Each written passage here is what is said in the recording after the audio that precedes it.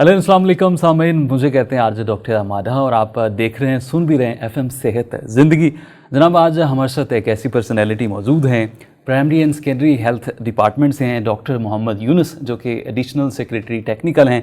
आज हमारे साथ मौजूद हैं और आज हम बात करने जा रहे हैं monkey pox. Basically monkey pox क्या होता है, इस हवाले से जनाब पाकिस्तान आवाम भी बड़ी परेशान है। वर्ल्ड वाइड इसको एमरजेंसी डिक्लेयर कर दिया गया है वर्ल्ड वाइड WHO की जानब से, और पूरे मुल्क में एक तशवीश की लहर है। हमारे साथ मौजूद हैं डॉक्टर मोहम्मद यूनुस। डॉक्टर साहब, वेलकम करते हैं एफएम से ज़िंदगी के स्टूडियो में। डॉक्टर साहब, थोड़ा सा बताएं कि मंकी पॉक्स है क्या बेसिकली। बिस्मिल्लाहिर्रहमानिर्रहीम। थैंक यू वेरी मच कि आपने मुझे ये मौका दिया ताकि मैं आपके फोरम से आवाम को आगाह कर सकूं कि मंकी पॉक्स है क्या और इसके लिए आवाम में जो तशवीश पाई जाती है उसको किस तरह से हम मिनिमाइज़ कर सकते हैं। तो मंकी पॉक्स बेसिकली एक जो बीमारी है वो तो वाइल्ड एनिमल से पहले इंसानों में आती है। वो एनिमल जो कि इन्फेक्टेड होते हैं इस वायरस से, वो जब इंसानों को काटेंगे या कोई उनके मीट से या उनके कोई प्रोडक्ट से जिसमें वो वायरस मौजूद होगा, उससे वो इंसानों को लगती है। और उसके बाद सेकंड फेज में जो इंसान से इंसान को भी लग सकती है। तो ये तो इसकी एक बेसिक जो फैलने का एक प्रोसेस है वो मैं आपको एक्सप्लेन कर दूं ताकि आवाम के ज़हन में हो कि किस तरह से ये बीमारी जानवरों से इंसानों में शिफ्ट हुई। अब ज़्यादातर जो इस वक्त ट्रांसमिशन है वो ह्यूमन टू ह्यूमन हो रही है, यानी एक इंसान जिसको ये बीमारी हो जब वो किसी दूसरे इंसान के करीब आता है और वो कोई एहतियाती तदाबीर नहीं करते तो तब ये एक इंसान से दूसरे इंसान को भी फैल सकती है, सांस से, कफिंग से, और उसके जो अगर जो जिल्द पे ब्लिस्टर्स हैं उनको छू लेने से फिर ये बीमारी एक इंसान से दूसरे इंसान को भी शिफ्ट। ठीक है, जैसे कोविड में हम देखते थे कि लोग बड़े परेशान हो जाते थे, एक दूसरे से डिस्टेंस आइसोलेशन में भी भेज दिया जाता, तो इसमें भी इस तरह का कोई है? देखिए, जो जितनी भी वायरल डिजीजेज हैं उसमें जो इसको हम इन्फेक्शन प्रिवेंशन IPCs बोलते हैं, इन्फेक्शन प्रिवेंशन कंट्रोल मेजर्स होते हैं, जिसमें एक सेफ डिस्टेंस का कायम रखना बहुत जरूरी है। तो ये तो एक बुनियादी चीज है कि जो हर इंसान को, एक सेहतमंद इंसान को एक बीमार इंसान से इख्तियार करना चाहिए। जब भी कोई बंदा जिसमें कोई अलामात हो बीमारी की, तो जो सेहतमंद बंदा है उसको एक सेफ डिस्टेंस कायम रखना चाहिए और आम मास्क का इस्तेमाल करना चाहिए। उसकी जो जख्म है उनको छूने से गुरेज करना चाहिए और जो बीमार इंसान है उसको एक सेपरेट आइसोलेटेड जगह पर रहना चाहिए ताकि वो बीमारी दूसरे इंसानों को ना। डॉक्टर साहब, इसकी अलामत में क्या देखते हैं, क्योंकि बुखार की भी तकरीबन सेम अलामत है, तो इसको किस तरह से आप डिफरेंशिएट कर सकते हैं? देखिए, इसकी जो बुनियादी जो इब्तदाई अलामत है वो तो वही है जो तमाम वायरल डिजीजेस के साथ अलामत होती है, जिसमें आपका फ्लू लाइक सिम्टम्स आते हैं, यानी नज़ला जुकाम और गले का खराब होना, बुखार होना, जोड़ों में दर्द होना।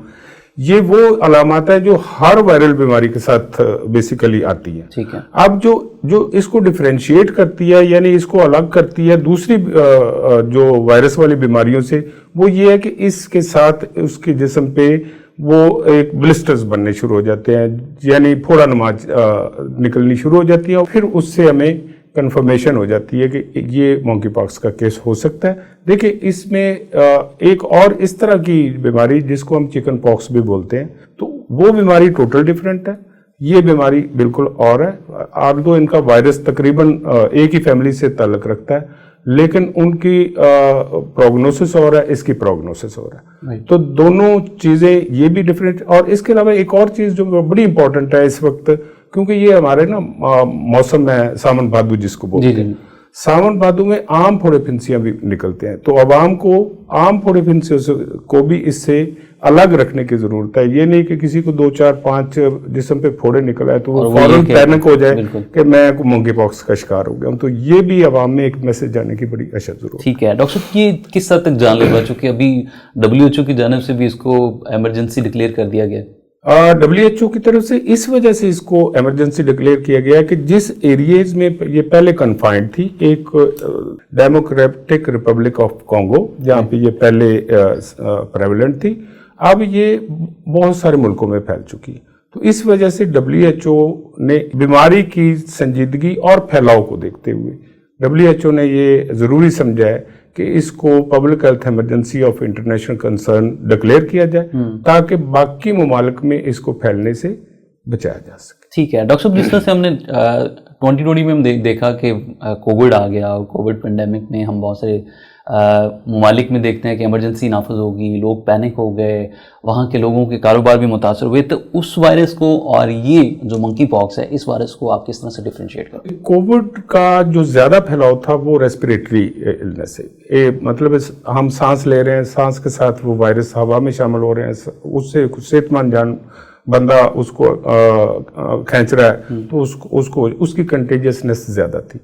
اس کی زیادہ پرولونگڈ اگر آپ کسی کے ساتھ بیمار بندے کے ساتھ آپ کا ایکسپوجر ہوگا، اونلی ان دیٹ کیس آپ کی ہے، آلدو اس کی ریسپریٹری بھی ہے لیکن وہ ابھی مطلب اتنی فاسٹ یا اتنی ریپڈ نہیں ہے، تو اس کا ڈیفینیٹلی بچاؤ تو احتیاط سے ہی ہے، آپ احتیاط کریں گے تو یہ بالکل۔ اور یہ الحمدللہ دوسری بات یہ ہے کہ ابھی تک پاکستان میں کوئی انڈیجنس کیس یعنی ہمارا اپنے ملک سے جو اوریجنیٹ ہوا ہے وہ کوئی کیس نہیں۔ پاکستان میں ابھی تک 2 کیس رپورٹ ہوئے ہیں، ایک کنفرم ہو چکا ہے جو کہ KPK سے تھا اور وہ سعودی عرب سے آیا تھا، دوسرا کیس آج رپورٹ ہوا ہے جو کہ ابھی سسپیکٹڈ کیس میں ہے، یعنی مشتبہ کیس ہے، اس کے ٹیسٹ گئے ہوئے ہیں، اس کا بھی رزلٹ آ جائے گا، کنفرم ہو جائے گا، وہ بھی سعودی عرب سے آیا تھا۔ تو ہمارا انڈیجنس کیس کوئی بھی نہیں ہے، اور پنجاب الحمدللہ اس وقت تک مکمل فری ہے اس بیماری۔ اچھا، اقسام کی ہم بات کر رہے تھے کہ ڈاکٹر صاحب جس طرح سے کووڈ کے جینومز تھے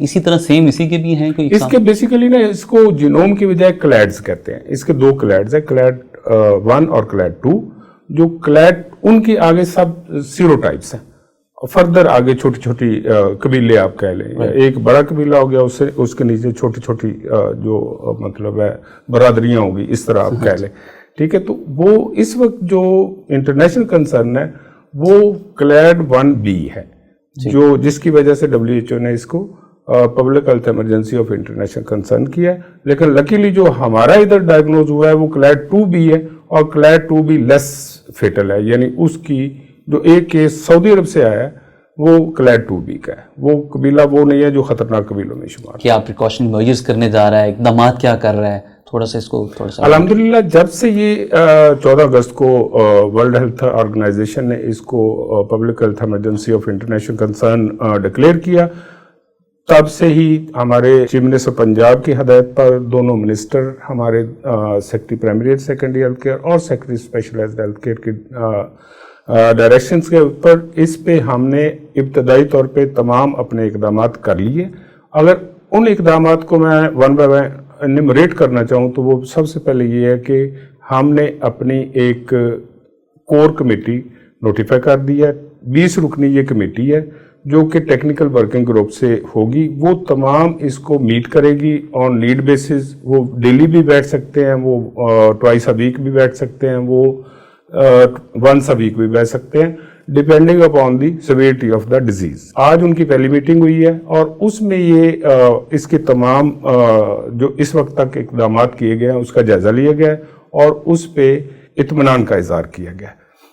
اس کے علاوہ ہماری ایک ٹیموں نے وزٹ کر لی ہیں، کیونکہ اس نے آنا ہے پوائنٹ آف انٹریز سے۔ پوائنٹ آف انٹریز آپ کے 2 ہی ہیں، یا آپ کے کوئی لینڈ بارڈرز ہیں یا آپ کے ایئرپورٹس ہیں۔ تو ہم نے تمام 6 ہسپتال اس کو as a focal hospital declare کر دیا ہے، جس میں ایک لاہور کے لیے جنرل ہاسپٹل لاہور، ملتان کے لیے نشتر ہاسپٹل ملتان، بہاولپور کے لیے بہاول وکٹوریہ ہاسپٹل، راولپنڈی کے لیے BBH ہاسپٹل اور ہولی فیملی ہاسپٹل، فیصل آباد کے لیے الائڈ ہاسپٹل، اور سیالکوٹ کے لیے ہم نے علامہ اقبال میموریل ہاسپٹل کو ایز اے فوکل پوائنٹ کر دیا۔ وہاں پہ ایسولیشن کی سہولت موجود ہوگی، جو بھی مشتبہ کیس ایئرپورٹ پہ رپورٹ ہوگا تو ہماری ڈسٹرکٹ ہیلتھ اتھارٹی اس کو امیڈیٹلی کوآرڈینیٹ کرے گی with the border health services, جو کہ ایئرپورٹ کی سروسز ہوتی ہیں جو کہ میڈیکل کور دیتی ہیں، اور امیڈیٹلی ریسکیو 1112 کے تھرو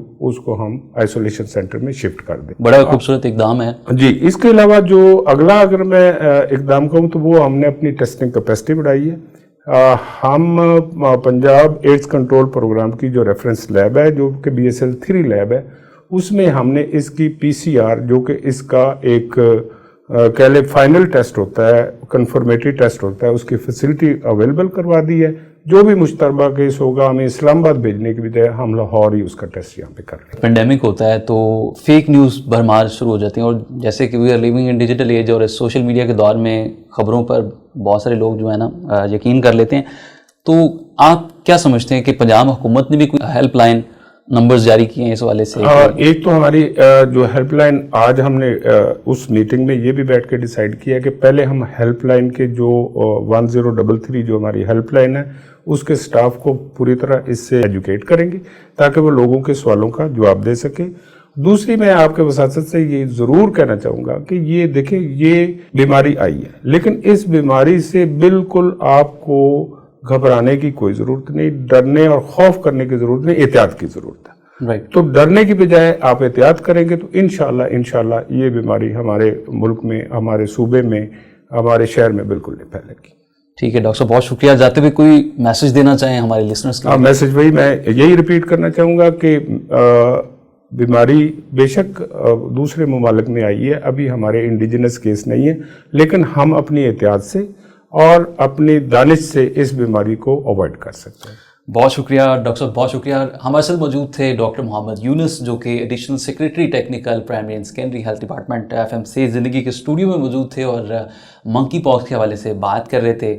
और उम्मीद करते हैं आज का शो, आज का ये सेगमेंट आपके लिए बहुत मुफीद साबित होगा। अपने मेज़बान डॉक्टर माटो को इजाज़त दीजिए। FMC ज़िंदगी से इतना ही। अल्लाह निगहबान। पाकिस्तान जिंदाबाद।